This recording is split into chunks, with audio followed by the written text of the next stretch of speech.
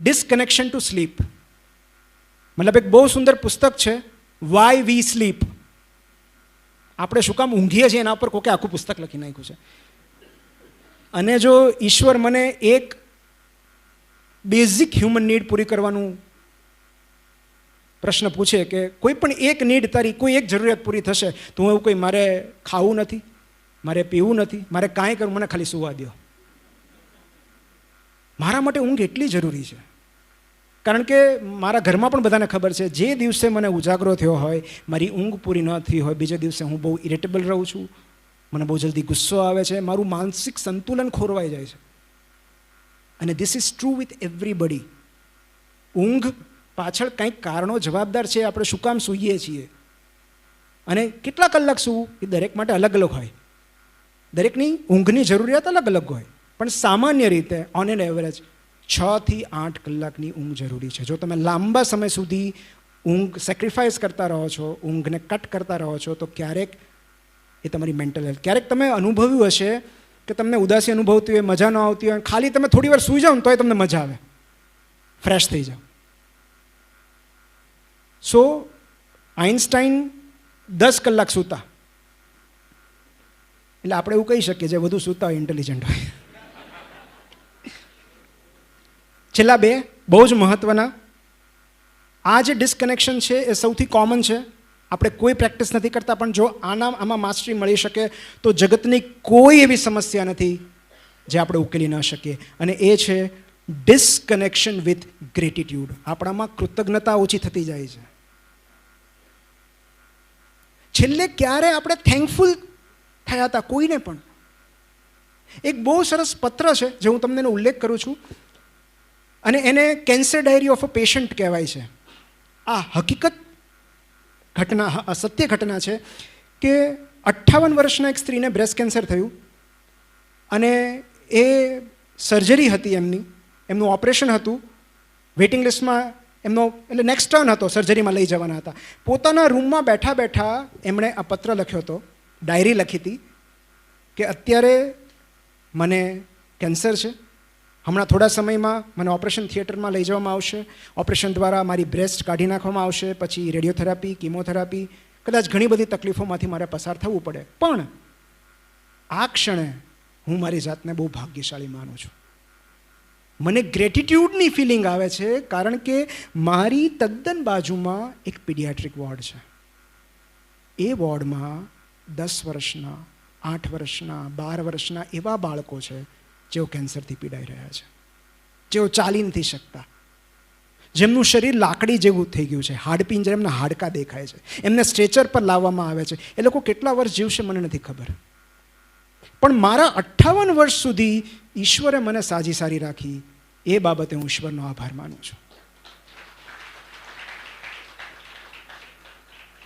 આપણી માનસિક સમસ્યાઓનું મૂળભૂત કારણ એ છે કે આપણને જે નથી મળ્યું આપણે એના પર ફોકસ કરીએ છીએ, અને આપણી પાસે જે છે એને ઇગ્નોર કરીએ છીએ. મતલબ રોજ સવારે ઉઠીને એવા 3 કારણો ન મળે જેના માટે આપણે ઈશ્વરના આભારી હોઈએ. એ કાંઈ પણ હોઈ શકે. આપણે હજુ જીવીએ છીએ, સૌથી મોટું કારણ. માથા પર છત છે, ઘરમાં અનાજ છે, આપણા લવ્ડ વન્સ ઉઠ્યા છે. કેટલા લોકો રાતે સૂતા પછી બીજે દિવસે ઉઠતા નથી. જો આપણા ઘરમાં બધા સવારે જાગી જાય તો ઇટ સેલ્ફ એક સેલિબ્રેશન છે કે બધા ઉઠી ગયા. ઊંઘમાં સ્ટ્રોક આવે છે, ઊંઘમાં એટેક આવે છે, લોકો બીજે દિવસે સવારે બેટા તારા પપ્પા ઉઠતા નથી. તો એ ઘટના યાદ કરો તો રોજ સવારે એમ થશે કે ચલો બધાને ગુડ મોર્નિંગ કહીએ. બધા સાથે છે, જેને જેને પ્રેમ કરીએ છીએ એ બધા આપણી સાથે છે. આનાથી મોટું સુખ કયું હોઈ શકે? આપણું સ્વાસ્થ્ય સારું છે, આપણા સ્વજનોનું સ્વાસ્થ્ય સારું છે. તો જે ક્ષણે આપણે જે આપણી પાસે છે હજુ એના પર ફોકસ કરીએ છીએ, ધીરે ધીરે એ લાગણી, હકારાત્મક લાગણી આપણામાં ઉદ્ભવતી જાય છે. અને ડિપ્રેશન, એન્ઝાયટીનું કારણ એ જ છે. હું કોમન એ કહીશ કે જ્યારે આપણે વધુ પડતું આપણા પર ફોકસ કરીએ છીએ ને ત્યારે જ માનસિક સ્વાસ્થ્ય બગડે છે. જ્યારે મેળવવાનું વિચારીએ છીએ ને ત્યારે જ બગડે છે, જ્યારે આપવાનું વિચારીએ છીએ ને ત્યારે સુધરે છે. Last is disconnection with meditation. ધ્યાન નથી કરવું. અને ધ્યાન ઉપર તો મેં ભાસ્કરમાં એક આખો આર્ટિકલ લખ્યો હતો કે ધ્યાન એટલે વિચાર શૂન્યતા નહીં, ધ્યાન એટલે વિચારોનું અવલોકન. કેટલો સરસ શબ્દ છે ધ્યાન. કે જ્યારે આપણી મોટાભાગની પીડાઓ કાં તો ભૂતકાળમાંથી ઉદ્ભવે છે કાં તો ભવિષ્યની ચિંતાઓમાં હોય છે. તો જો આપણે આ વર્તમાન ક્ષણમાં જીવી શકીએ, ઇન ધીસ પ્રેઝન્ટ મુમેન્ટ, તો કોઈ પ્રોબ્લેમ જ નથી. મને ખબર નથી આમાંથી કેટલા બધા ડિપ્રેશન, એન્ઝાઇટી હશે, પણ બિલીવ મે, આંખો બંધ કરીને મને કહો કે આ ક્ષણે હું જ્યારે બોલું છું તમને શું તકલીફ છે, તો કાં તો ભૂતકાળની વાતો આપણને પજવે છે કાં ભવિષ્યની ચિંતાઓ પજવે છે. જો આપણે આ વર્તમાન ક્ષણમાં રહી શકીએ, મોમેન્ટ ટુ મોમેન્ટ અવેરનેસ કેળવી શકીએ, તો કંઈ પ્રોબ્લેમ જ નથી. અને એ માટે મેડિટેશન જરૂરી છે. કોઈ પણ એક વસ્તુ પર ધ્યાન કેન્દ્રિત કરો. અને બીજું જે છે, એક બહુ સુંદર પુસ્તક છે જે હું અવારનવાર કહેતો રહું છું કે મને તમે કોઈ એક ડેઝર્ટેડ આઇલેન્ડ પર, ટાપુ પર એકલો મૂકી દો અને મને એક પુસ્તક આપવાની વાત કરો તો હું એમ કહીશ કે મને એ આપો. એ છે ધ પાવર ઓફ નાવ, શક્તિ વર્તમાનની. એનું ગુજરાતી ભાવાનુવાદ પણ છે. આપણી બે જાત હોય છે, એક કોન્શિયસ સેલ્ફ અને એક ઇગોઇક સેલ્ફ. અત્યારે હું બોલી રહ્યો છું એ કોન્શિયસ સેલ્ફ છે, અને મારી અંદરનો જે અવાજ છે, જે મનના વિચારો છે, ઇગોઇક સેલ્ફ છે. જો આ બે વચ્ચે આપણે અંતર કેળવી શકીએ તો આપણી મોટાભાગની આધ્યાત્મિક કસરત ત્યાં પૂરી થઈ જાય છે. 10 પરિબળો પૂરા થઈ ગયા. છેલ્લે 5 એવા વિધાનો છે જે કોઈ પણ માનસિક સમસ્યામાંથી આપણને ઉગારી શકે છે. પહેલું, આપણી મોટાભાગની નિરાશા, ફ્રસ્ટ્રેશન કે ઉદાસીનું કારણ મેઇનલી 3 છે: ઓવર એમ્બિશન, ઇન્સ્ટન્ટ ગ્રેટિફિકેશન અને કમ્પેરિઝન. વધુ પડતી મહત્વાકાંક્ષા અને તાત્કાલિક પરિણામ મેળવી લેવાની ઝંખના. મતલબ આપણે ઈચ્છેલું પરિણામ જો આપણી સમય મર્યાદામાં ન થાય તો આપણે ડિપ્રેસ થઈ જઈએ છીએ. એને ન્યુટ્રલાઇઝ કરવા માટે બ્લોગર ડેન પિયર્સનું એક બહુ સરસ વિધાન છે. આ યાદ રાખજો કે કેટલાક લોકો વિશ્વની સૌથી જટિલ સમસ્યાઓ ઉકેલી રહ્યા છે, કેટલાક લોકો મહાન ઉપલબ્ધિઓ, વિરાટ સફળતા મેળવી રહ્યા છે, અને હું એ વાતથી રાજી છું કે 3 દિવસથી મારું ખોવાઈ ગયેલું મોજું આજે મને મારા કબાટમાં 2 અંડરગાર્મેન્ટ વચ્ચેથી જડ્યું.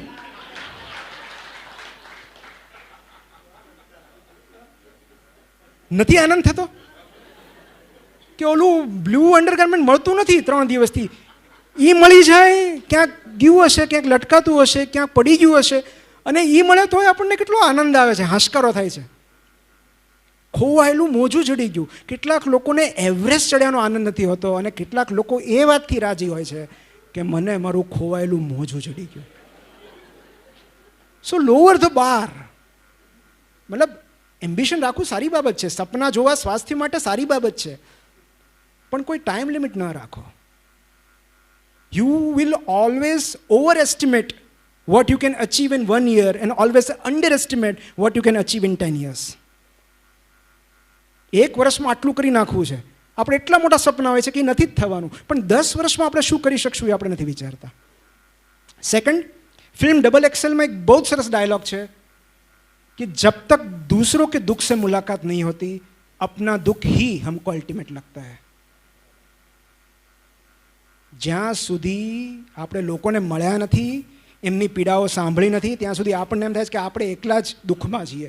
લોકોને મળીએ ત્યારે ખબર પડશે કે બસ આપણું દુઃખ તો કંઈ છે જ નહીં, આપણી પીડા તો કંઈ છે જ નહીં. દિવસમાં અઠવાડિયામાં 3 વાર જે લોકો ડાયાલિસિસ કરાવવા જાય છે એમને પૂછો, જે લોકો કિડની ટ્રાન્સપ્લાન્ટ માટે વેઇટિંગ લિસ્ટમાં છે એમને પૂછો, જે લોકો કીમોથેરાપી, રેડિયોથેરાપી લઈ રહ્યા છે એમને પૂછો. કોઈ પણ દુઃખ એની સરખામણીમાં નાનું છે. જે લોકોએ સ્વજન ગુમાવ્યા છે, તો જ્યારે પણ આવું થાય ત્યારે કોઈક એવા લોકોને મળવું જે આપણા કરતાં વધારે દુઃખી હોય, એમની વાત કહીને એમને પણ સારું લાગશે અને આપણને પણ સંતોષ મળશે કે આપણે સારી પોઝિશનમાં છીએ. ત્રીજું, આ એક ગાંધીજીની સેલ્ફ હેલ્પ ટેકનિક છે, હમણાં 2 ઓક્ટોબર ગઈ. ગાંધીજી એમના પુસ્તકમાં લખ્યું છે કે જ્યારે પણ તમને ઉદ્વેગ, બેચેની, હતાશા જેવું લાગે ત્યારે હંમેશા એવું વિચાર કરજો કે જે વિષયને લઈને હું ચિંતિત છું, હું ઉદાસ છું, એ વિશે ચિંતા કરવાથી કે ઉદાસ થવાથી આ દેશના સામાન્ય નાગરિકને કાંઈ ફાયદો થવાનો છે? જો નહીં તો એના વિશે ચિંતા કરવી, અફસોસ કરવો નિરર્થક છે. બહુ જ સિમ્પલ વાત છે. જ્યારે આપણે આપણા પર ફોકસ કરીએ છીએ ત્યારે માનસિક સ્વાસ્થ્ય બગડે છે. બીજાને શું આપી શકીએ, બીજાને શું ફાયદો થશે, ત્યારે ઓટોમેટિક એ આપણી તકલીફો આપણને હળવી લાગે છે.